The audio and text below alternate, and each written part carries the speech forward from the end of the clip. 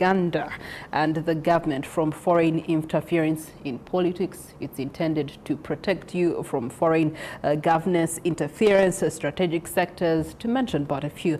Some critics are warning that when you look at it broadly, it's actually potentially not only affecting NGOs as it has been made to look, but it's affecting even us media actors. It's affecting opposition actors. It's affecting investors. It's affecting diaspora communities, their remittances. It's affecting the civic liberties that we should be enjoying as a country.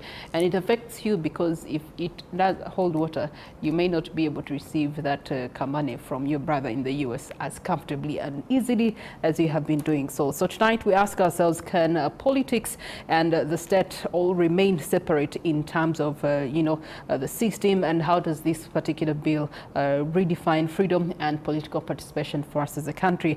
Joining me to my extreme left is Joseph Ocheno, political analyst with an independent political commentary on expertise in governance, in politics, institution management, and of course the state power dynamics. He joins us to give us his 2 cents on the matter. Joseph, good morning to you. Good morning. I am extremely delighted to be here, but as you say, I am a very, very independent-minded Ugandan, except that tonight I quarrel out of objectivity. That you've seen the missing red tie. The missing red tie is simply because it rained in the other end of Chira, and by morning there was no power. And then I say, who is in charge? Are we sovereign as a nation, or did our electricity generating was sold off to some people and we should take some people to jail? But that said, I've complemented it with my red notebook and my red phone, but I am actually a very sad man this morning. Okay. Sitting next to him is MP-elect Ginger South East constituency, Honorable Paul Mwiru. Last we talked to him, he was not, but now he is going to be one of the figures that will be key and instrumental in the 12th Parliament. Good morning to you, sir. Thank you. Good morning, viewers. I'm delighted to be here once again to make a contribution to the events in the country in terms of national guidance. I thank you. All right. He's a lawyer and a politician, very outspoken for democratic positions, so he will be giving us a legal perspective, especially on where this leaves, other political players in the space and what it would mean for them to bow out or to continue against the tide. We are also expecting Emmanuel Dombo, Communications Director with the NRM, to join us. Of course, the ruling party communicator and defending the government's position in some of these matters, but he'll be joining us later on expectedly. Gentlemen, before we get into the heavy details of the legalities and the political debate of this morning's discussion, if the sovereignty were a household fence, how high should Uganda build it before it starts blocking the sunlight from neighbors? Paul.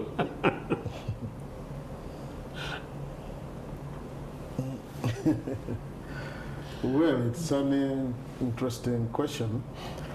You see, the sovereignty we are talking about, in my view, it is not even achievable in the sense the bill is talking about. When you talk about the sovereignty bill, to me, it would start with decommissioning all the tools of colonialism. They are here with us. Because when you look at the tools of colonialism, when they still exist, you cannot talk about colonialism. Because in the interest of time, you see even that actually, like the president is the chief agent of imperialism here. That all actually we are doing, it is premised on imperialism. The education system is a full-time occupation. We have not designed our own education system. We are still taking, not even advantage, they're still driving us the direction they want us to be. The judicial system. Because if we talk, actually, those are questions we have to ask. If we are talking about the English common law as the applicable, what about the Ugandan common law? Where are the professors, the doctors, to develop a law tailored to our need and the procedures? So to me, you don't even need the wall. In as long as you don't decommission the tools of colonialism, there's no sovereignty you're talking about because the allegiance is still paid. They control largely what we do here in that direction. Okay. So the bill is misplaced in my view. Joseph. Just to connect a little bit with Paul, although some of the specifics would be arguable in terms of what we've adopted and how far we are basically nationalizing, if you like, Africanizing elements of our systems as a colonialist construct. Because part of Paul's argument would be that perhaps one of the things we should be discussing is whether or not the nation state, the Republic of Uganda, as established by British colonial establishment and Africa divided by the Berlin Conference in 1884, is still applicable today. And you could ask Comrade Museveni, the commander-in-chief of NRA, that you've been around for the last 40 years and you claim anti-colonialism and anti-imperialism. What have you done in the last 40 years to decolonize Africa, but almost certainly to unite the continent so that we're able to kill the colonial borders? That is part of the debate. While I would push aside education for argument's sake as knowledge global, I would say go to the judiciary. Why do these guys still wear some of these crude wigs? Honestly, a future UPC government would review that. And why is Ochieno apologizing for the tie? You could consider that attire and basically possibly global. But I think on a much more serious note, Priscilla, this is one of the most draconian legislative proposals that this country has ever had. I believe it seems to be more draconian than Article 269 of the NRA Constitution 1995 that UPC, backed by DP, defeated, meaning ban on political parties. It's much more draconian than that, in the sense, as I said, that it kills the question of sovereignty of a Ugandan citizen and returns it to a group of individuals who, for some reason, are running away from something we don't know what it is. I don't know whether it's running away from civil society organizations or certain individuals in political parties and organizations. It's absolutely cheek that you could argue sovereignty by saying that Priscilla cannot get an average phone from her old schoolmate who got married to an average Mzungu guy somewhere in Sweden, a place where Mr. Museveni very comfortably stayed in, and they send you some whatever, and there you're committing a criminal offense. It is cheek because this regime, on average per year, over 40 years, has received and depended more on foreign funding than any other administration since independence. NRA, as of today, continues to depend up to nearly 50% of our national monies coming from foreigners. At what stage does that cease to be foreign? As part of the description in the brief element of the bill, in fact, I really try to avoid going to the depth because Paul, as I was saying before we came on air, initially actually thought it was a joke. And at some stage I also thought, as I still do hope, Priscilla, that common sense prevails in State House. Common sense prevails in Hoima. Does Kasaija come from Hoima? Somewhere in Toro. That the gods of Toro go into the heads of the Minister for Finance. And then he recognizes that away from Mabati, that actually the Bank of Uganda advisably would say to them, like the Uganda Bankers Association have suggested, that this is an obnoxious provision in a bill, that it should not see the end of life. All right. Let's get into the nitty-gritties of the bill, having the lawyer on the table here to help us break down the nitty-gritties of the protection of sovereignty. Let's even just start by breaking down what definition. Is protection of sovereignty to an ordinary Ugandan. Well, first I want to start with the premises of NLO would be based on mischief. Yeah. It intends to cure. And in drafting, a bill is initiated by a minister, the line minister, through a cabinet memorandum. The cabinet memorandum would strictly give a brief of the law as is, the lacuna in the existing law, what is intended to be cured, and how they intend to cure it. But above all, the law must be blunt. The law must not have an eye that is targeting Priscilla or Joseph. In this case, when you look at the bill, it says actually it's like a statement that wants to create sovereignty. Yeah. That's why I started by saying that we needed first to know, to agree in the cabinet memorandum that what are the impediments of Uganda being a sovereign state. It cannot be just purely to Uganda target the NGO or target Honorable Chagulanyi. This to start with. Or if you don't mind, that what aspect of sovereignty is defined. It's defined. Yeah. But actually, before I even forgot, before maybe we start even the discussion, I want first to convey my condolences to the family of the late Honorable Ellen Nachimuli, our member, a member of Parliament for Kalangala, to the National Platform Parliament, and the country as a whole.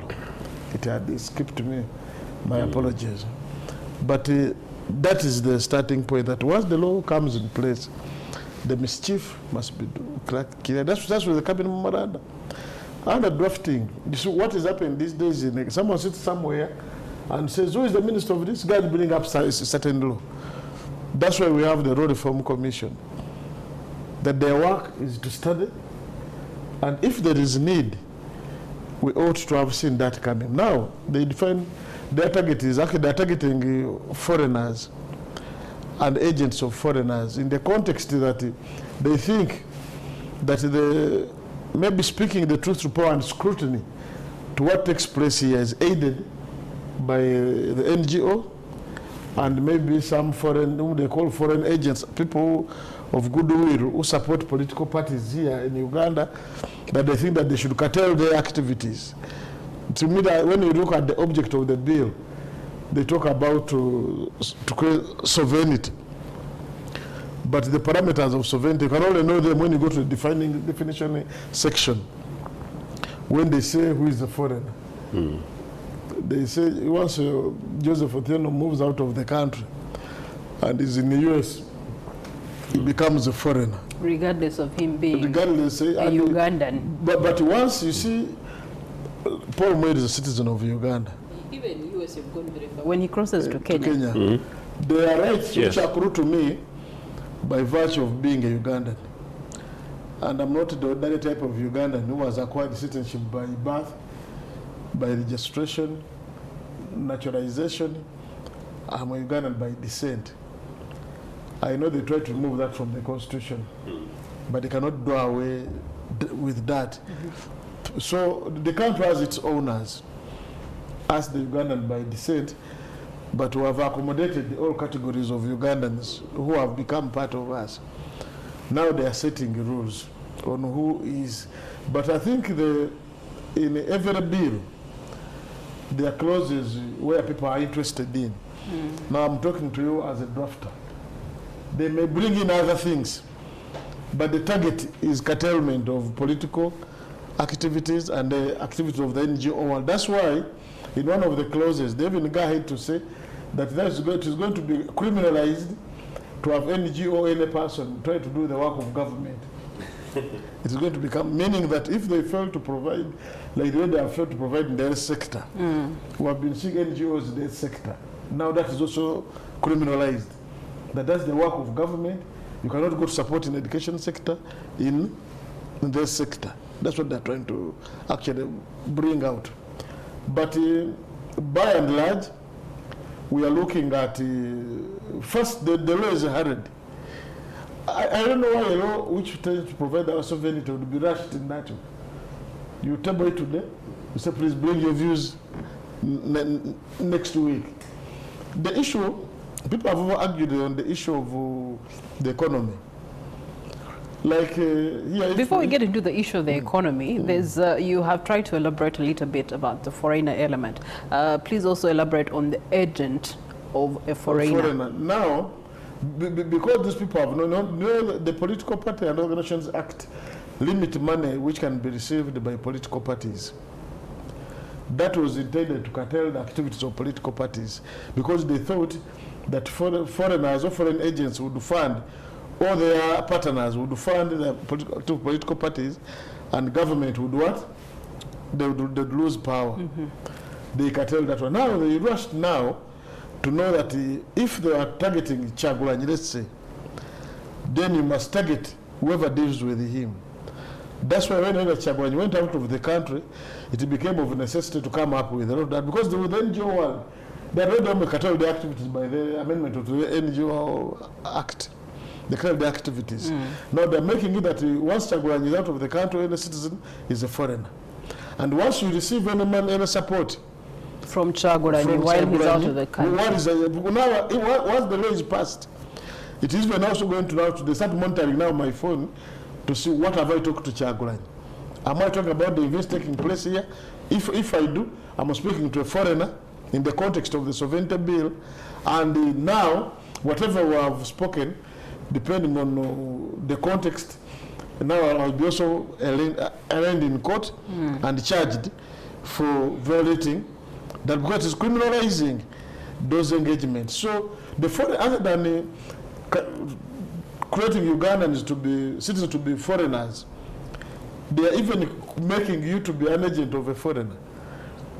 You understand that once you deal with Honorable Dombo, who is in Belarus, and you have become an agent of a foreigner by prescription, and once it is found that you have received any resources from Honorable Dombo from Belarus, and you have no permission of the minister, you are categorically deemed to be a foreigner, serving foreign interests, and for that matter, you are culpable. But the context of the ordinary person, should Honorable Dombo be in Belarus and wants to send money to his family back home, that also has grey lines. That means that the Honorable Dombo has now to go to the ministry, liaise with the relevant department they have created. Of course, every government about to collapse.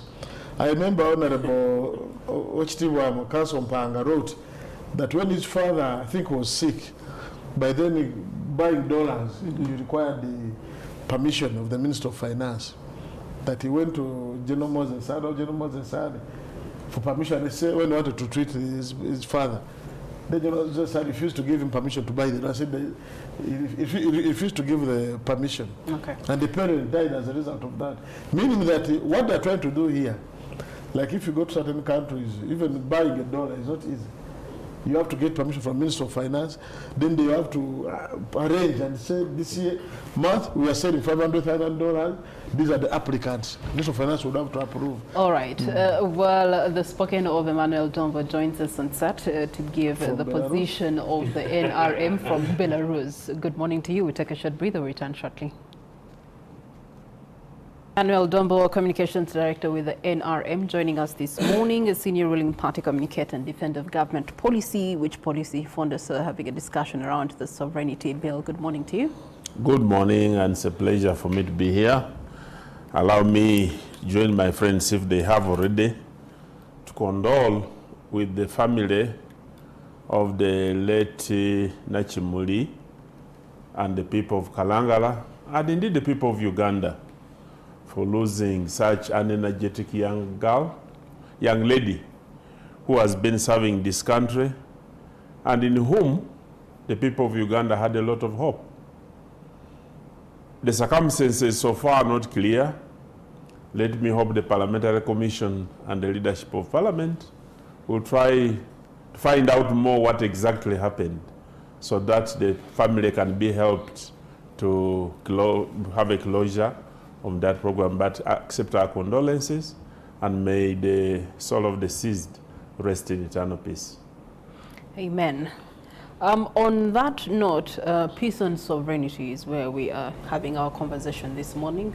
You were a reference point to a point that was being made earlier, the distinction between foreigner and agent of foreigner. But before we get into the nitty-gritties, just an opener, if sovereignty was actually a household fence, how high would we have to build it as a country before we start blocking sun from the neighboring countries like Kenya? First of all, I attended the NRM caucus where the sovereignty bill was mentioned for the first time. And I was hearing about that law for the first time. And the Minister of State for Internal Affairs came and gave the background and the explanation. He said there has been an attempt by foreign governments and foreign players to interfere with what happens in the country. They want to erode our morality by introducing things that are contrary to our culture. They want to interfere with the administration and undermining of government. And this is not only happening in Uganda. It happened in Uganda when colonialism came in. We are talking at a time when a president of a country has been picked and in another country, picked from sleep by another country. So, a country, I mean at a time when the American government was complaining of interference by the Russian government in their elections. So, there is real attempt by foreigners to try and interfere in the activities of other countries. That is for granted. So if it is happening in America, if it is happening in other countries, how did they avoid it? Can we say nobody is attempting to do the same here?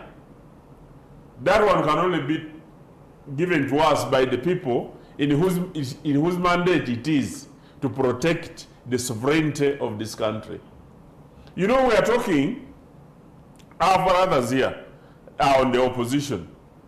Assuming they were in government and it was their responsibility as a sworn people to protect the sovereignty of the state, in addition to what the guarantees that we have in the Constitution, perhaps the arguments would be different. But because they're on the other side and their desire is to enter into government, using any form of assistance, whoever assists them.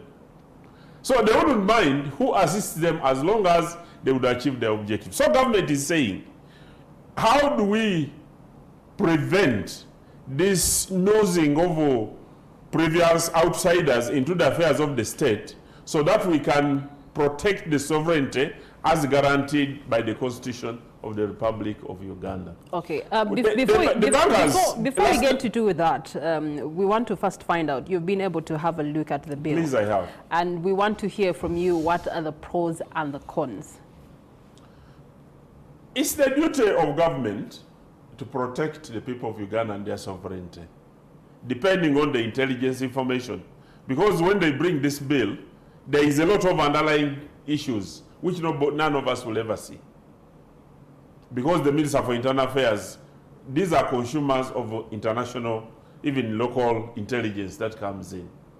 Secondly, we have seen previously, recently you saw in the president was, when he addressed us as members of the Secretariat and the leaders of NRM, and he informed us about a priest who had been arrested because he had brought in some money, I don't know for what source. And he also talked of the bishop, is it that bishop? The bishop of Masaka going in to meet the president and explain, and the president said, but let him say all the truth. Because what we want is the truth, what was the source of the money and what was it intended to do. So nobody can argue whether there is a desire to interfere with what is happening here. We have natural resources, we have stability, which people will be interested in destabilizing. People will be interested in getting their hands on our natural resources. So the sovereignty bill is desirous given the circumstances which the minister explained. So what would it seek to protect exactly? I told you we have a culture. You have seen people here trying to bring here homosexuality. You have seen here the economy stabilizing, and we're about to begin selling oil. Everybody is interested in that. Two, somebody may want to undermine the governance of the country. All this hinges on the sovereignty of the state of Uganda, and the only way government can bring this is by bringing a legislation to members of parliament who must consider it in the existence of the other laws. Because, yes, the other day I listened to the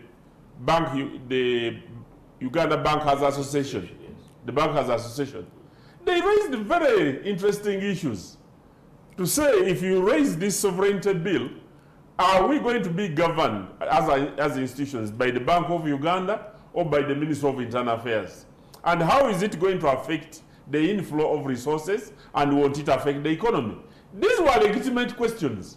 Let the members of parliament go and look at them, because these are professional people who are affecting it, and they are raising a complaint. And whereas the sovereignty bill may be good, it doesn't stop the members of parliament from seeking knowledge from those who know, but also investigating the current existing law, whether it is sufficient or insufficient. What have you found as the weak links or the weak points in the bill? The weak points of the bill is that it hasn't been widely circulated and debated. It was only tabled yesterday, because and I want to close it was only tabled the other day, and they have invited participants to go and take their memoranda. I don't know whether they will even appear in person before the committees of parliament. To me, this interaction is very important, because it is the due process that guarantees that every participant brings in their views. It enables the members of parliament to understand the wider implications of the law, and whether it doesn't contradict the other existing laws, and whether it doesn't breach the Constitution of Uganda. Joseph, from where you are seated, what exactly do you feel government is trying to respond to? Is it espionage? Is it election funding? Is it NGO activism, sanction pressures? What is it? You know, initially I actually thought it was something slightly much more apparent, possibly taunting of opposition, possibly an inconvenience by a robust NGO. But like what Emmanuel is saying, that you brought the word espionage, as if there's the implications of a possibility that Uganda is under threat by foreign governments. This regime is actually the most foreigner-friendly administration we have had since independence. Particularly from the Western perspective, I have said, as quoting Dr. Bote, that Mr. Museveni is actually the Africa's Nyampala for Western imperialism on the African continent. So it's actually rather rich coming from them. But Emmanuel, before you came in, I think Paul was made some references from a linguistic perspective. The question that Priscilla is referring, and please, let's not make this a partisan thing. The implication is actually huge. I suggested while you were aware, and I want to repeat, that this bill, as presented, to me is possibly the most destructive and obnoxious piece of legislation, if passed, since the obnoxious Article 269 that banned political party operations in this country. If you refer to questions of espionage, for argument's sake, are you saying that we've been this insecure in the last 40 years? What is the lacuna? What is it that the bill is seeking to protect and to close? The question of homosexuality, you guys went ahead and dealt with it. Are we seeing today that anybody who's bringing money into Uganda illegally cannot go through the formal process? Are you suggesting that we cannot curtail on the basis of the political parties and organizations and legislations? NRA got support from Gaddafi. They boast about it. You know, some of them are things that we don't want to go into. We know, you know, the continued flow, including today, formalized government. We know some of the monies that you guys get and support that you guys get. Simply because you are a state does not mean, therefore, that the rest of the ordinary Ugandan citizens should not play. I think it is going to be massively destructive to our economy. I think it's going to be massively destructive to our image. Somebody like me who lived, you know, in exile for over 20 years and had a little bit of a mini home elsewhere, I feel as if my returning to Uganda is going to make me coming back to Uganda, including my extended family, appear like I'm going to North Korea. At the moment, Ethiopia, away from Eritrea, Ethiopia was the most closed country until a few years ago, and they recognized that restrictions like this were an impediment. They opened up, and they're still quite restricted. But apart from Eritrea and apart from North Korea, I don't know actually any other modern country, by the way, that have provision like this. And the example you gave about Venezuela, how is such a legislation going to stop if Donald Trump and Netanyahu, sleep and have a dream that they want to come and reach communism, how would it stop them? It wouldn't. In any case, actually, part of my quarrel with you, your administration has been that you've been too quiet on taking an Africanist position in countering Netanyahu and Trump's advance on the globe. That you've not done it, particularly as a political party that claim to be necessarily leftist. I do not see it. Finally, on the question of what I think Paul referred to, which was quite right about Idi Amin, it was true. Those days, Forex was confined. In fact, in Obote 2, we had to have window 1 and window 2 to deal with the economy, and it worked fantastically well.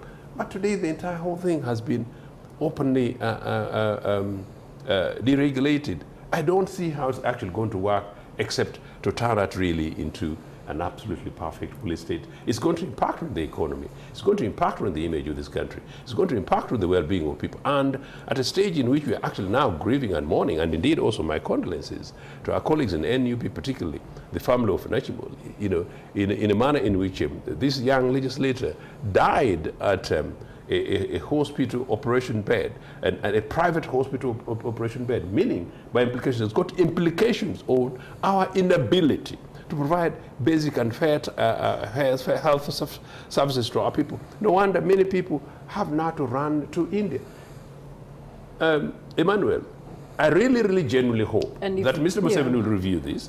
I really, really hope that his Minister of Finance will review this. And I really, really hope that his ministers for economic planning and development will do this. And I genuinely hope, and I know guys in security, including some of the senior guys into this thing, they should have really an ability to look at other ways, other means to mitigate this. And finally, if it's still about individuals in the opposition, no, there are sufficient provisions to deal with this. I am the oldest, let me go back to I represent the oldest opposition political party. It is possible to check if you want to do so without necessarily impacting on the most vulnerable people in our country. Thank you, Joseph. Yeah. Emmanuel, the government has come out to say that genuine organizations should have nothing to fear.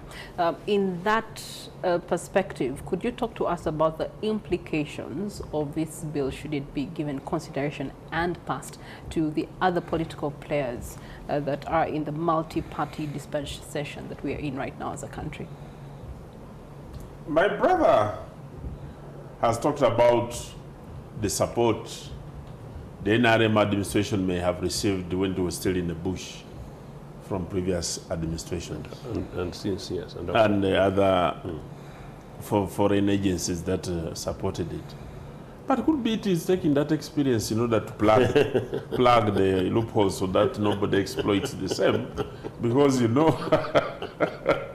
are not using it. Is treason when treason succeeds? Because at that time it may have been a treasonous activity. It was. Because it was against a legitimate government. But once treason has succeeded and the government has been overthrown and the status quo established and changed, then it becomes a government. So should it leave the loopholes that brought it in after examining that being said, what does this mean for the other political players? I can see that there are definitely going to be implications, especially to people who have been getting funding from foreign sources in order, those that they have been hiding, because some of them have been coming in as NGO activity, to undermine the efforts of government without wanting to declare.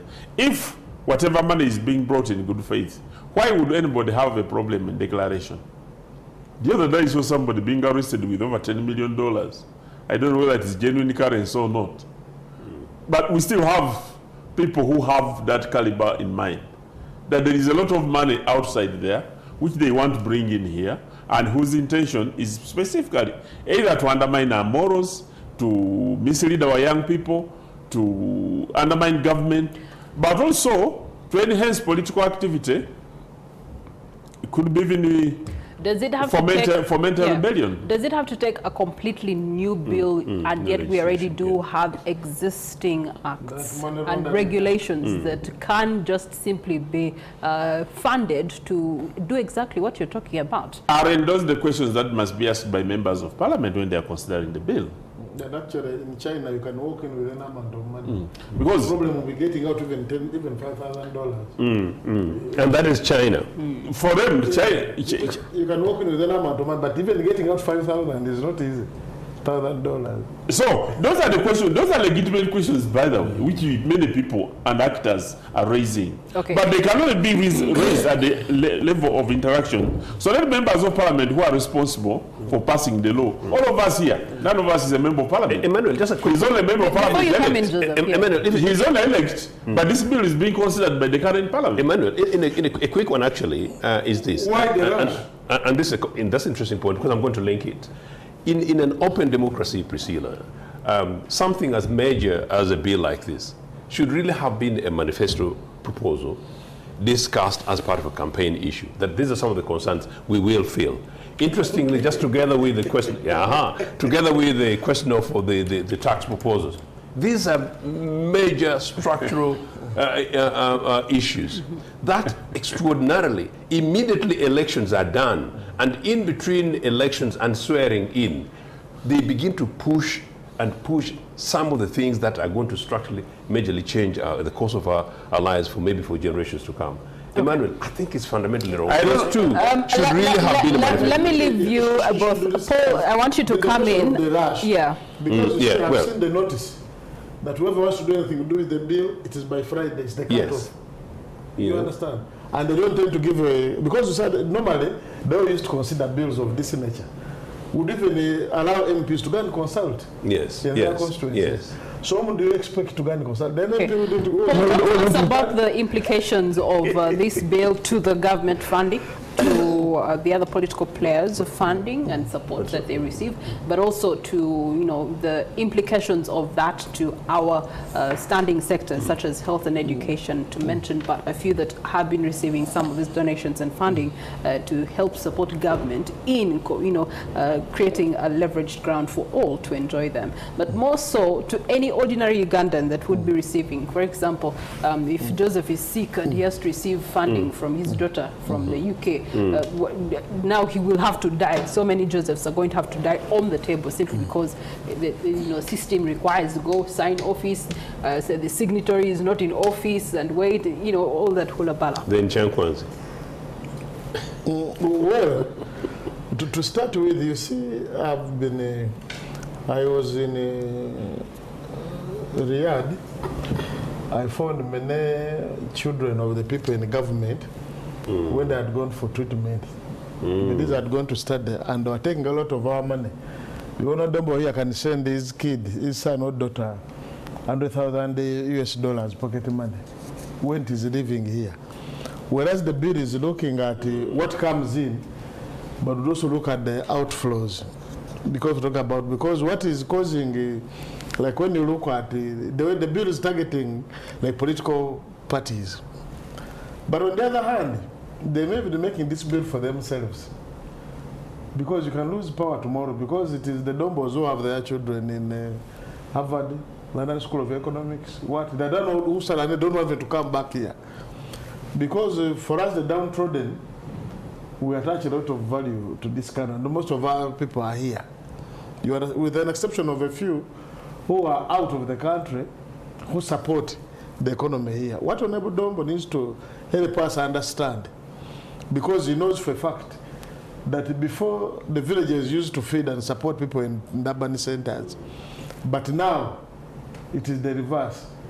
Once Dombo comes to Kampala, the aunt is calling, hello, I'm sick, hello, I'm everything. So that the aunt virtually relies on Honorable Dombo who is in Kampala. The same have been replicated for those who go out of the country. That our people who are in the diaspora who are actually supporting our families here because to provide the essentials which the Dombos this man failed to provide. Now, when this law comes into place, it means that the Honorable Dombo's aunt has to go to internal affairs in a particular department to see how he or she gets permission. She has to move from Butarinja to come to Kampala. People start be saying that if you want that money, I need 30%. You have been saying process of pension. People say if you are, there are groups people who claim to be chasing pension. Do they keep on weighing all these old men who come to town? Let him finish, yeah. It's even going to bring another layer of corruption to start with. And they normally want up front. I didn't see that. They will charge you for receiving the money. No, even they give you the permission to receive the money. To me, that is going to be an impediment to support. We call them the transfer earnings, which have been contributing to the remission, to the money which have been remitted here by people out there. But also too, there are people out there who make their money, invest either in a plot of land, construct a house, because the government has failed to provide the shelter. They even did it from our constitution, because it was the first question we had. Then people return here, that every money they get, they remit for development. When they build the capacity, you understand, then they find the way of actually surviving. It means that now that the bill has far-reaching implication in that direction. But above all, when you look at the political parties, the law they made, or we made, limits the amount of money which the political party can receive out of the country. But there have been well-wishers. Like I'll take an example, nationally proud. The people who said, we are going to support people who volunteer. And I said, for me, I'm going to support 2 candidates as parliamentary candidates. One said, I'm going to support 5 women if they are to contest. Means that now all that money now, as it is coming into the country, you have to go to internal affairs. You need to know who is sending, what is the source. Well, what is, you see, people who, there are people who send us money. I don't know whether it was Dombo during the campaign. They use anonymous, they go and deposit and say, I don't want to be known. I'm supporting anonymous. The cause. You just shift money when someone thinks he should contribute to the cause, but he fears the repercussions from the Dombo's government. They are all trying to deal with all that. But above all, the NGO world, there are NGOs which are doing a very good job supplementing government. Ordinarily, it would have been budget support. But whatever they do here comes on project support. Because under the budget support, the corruption, because you have to take it back, you have to take it to the consulting fund. Then they have to release and use it the way they want. So the government, the NGO world found that you cannot trust this government with the money intended for a particular project. So they opted for project support. Project support would mean that's a project which they want to do here. If it is health, if it is education, they don't have anything to do now with government touching the money, because the experience showed that when they touch the money, they can easily divert it. They're also saying they need permission to come and help them on what they have failed to do. And once you go to them, that will be the end. When it comes to registration of NGOs, they have created layers. You go to the LOC, you go to the DISO, you go to everywhere. They can't give that permission. Because I remember myself and an NGO had registered, which was helping me to run my constituency. But because when I had left office, it's someone waiting to abeyance. When I was trying to renew, it is a hell to go through all that. Security sat on, they say that they're investigating. They don't tell you the scope of the investigation. Up to now, I've not received the clearance. And now once this law comes into place, it won't even happen. That's why, because of the effect of the NGO, people now are using CBOs as vehicles for doing these activities within our communities. But by and large, our colleagues have failed to focus. And I can attribute this to the collapse of the state. Because once the state collapsed, and President Museveni is the state, so there are no state keepers now. My good friend, Poor Dombo, once something comes, we want to know whether that's what the president wants. Okay. Whereas in areas where there are state keepers, they would be there to really guide. I know that you don't go beyond this, don't do about the other. Okay. That's what the problem is. So as we close this conversation and we wait to see how different stakeholders are going to contribute to, what happens between now and Friday to inform the bill when it next is presented in Parliament, I know that all of you, having looked at the bill, do have some recommendations, some safeguards that need to be put into consideration to protect rights at the end of the day. I'm going to ask you to share with me 2 safeguards briefly as we wind up. Let me start with you, Emmanuel. I think the biggest safeguard is that we must have an informed parliament passing a good law.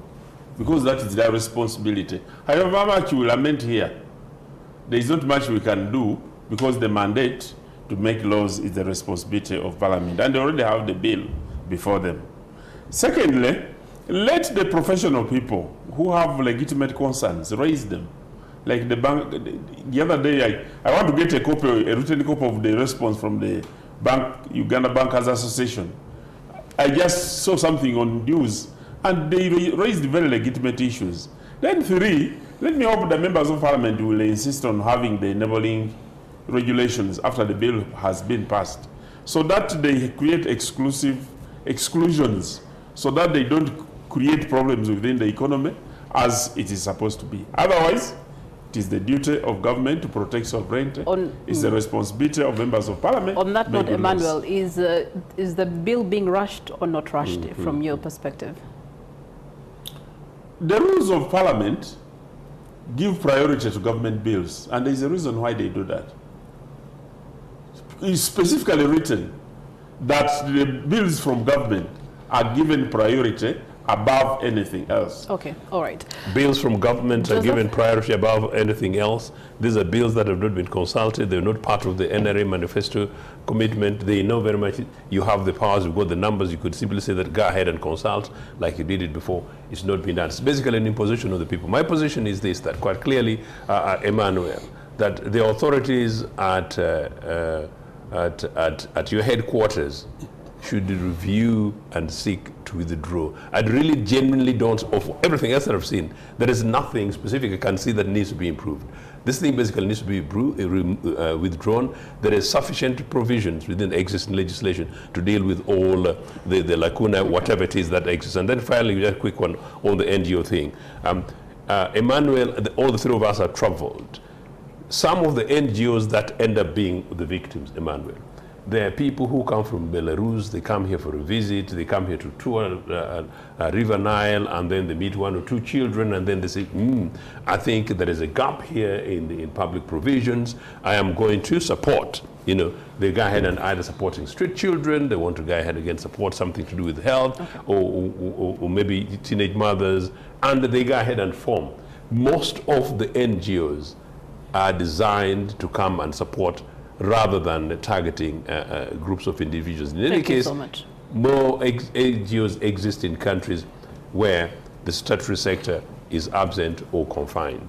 Paul, yours is a unique one. That where do these elements fall in other acts? Which are the other acts that should be strengthened or reconsidered in order to deal with what this protection of sovereignty bill is trying to address? Actually, that I raised when I was starting. Yes. That when the Law Reform Commission, if it had been involved, it would look at the NGO Act, it would look at the Anti-Money Laundering Act, and the bill would specifically say whether it intends to repeal those sections. You understand? Because they would either bring all those provisions, consolidate them in this new bill, and then find a way of repealing in the other. But two, and most important, when you look at the long title and object of the bill, it is wide. I don't think it even passed in this rational. Wide and vague. That you are saying Friday is the cutoff. That's what they are saying. For me, I think that if they cannot withdraw the bill, then the bill should be saved for the coming parliament. Yeah. So that there is time to go and do consultation. Because I believe there, like personally, I would think. Emmanuel is listening, yes. If the sovereignty bill was in the true context, we need to decommission all the tools of colonialism. So that we save President the baggage of being the chief agent of imperialism here. You understand? But the current parliament, where people are not even attending, I don't know. I don't think see them having the psychological competence. Those who have lost the election, like 3 weeks to the end of their term, to deal with a very serious bill of that nature. Okay.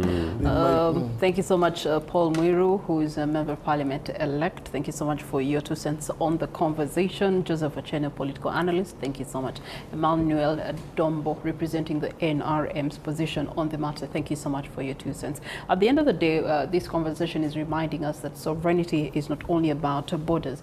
It's also about institutions. It's about freedoms. It is also about who holds the power. Uganda's challenge is finding defining security without silencing participation, and leadership without merging party with state. That's where we leave things of this discussion. And now, speaking of state, the state is mourning the loss of Honorable Member of Parliament Kalangala District, that is Helen Nachimoni, who passed away from Alexandra Medical Center. Ivan Walunyolo is joining us to look at the life and legacy of the late beautiful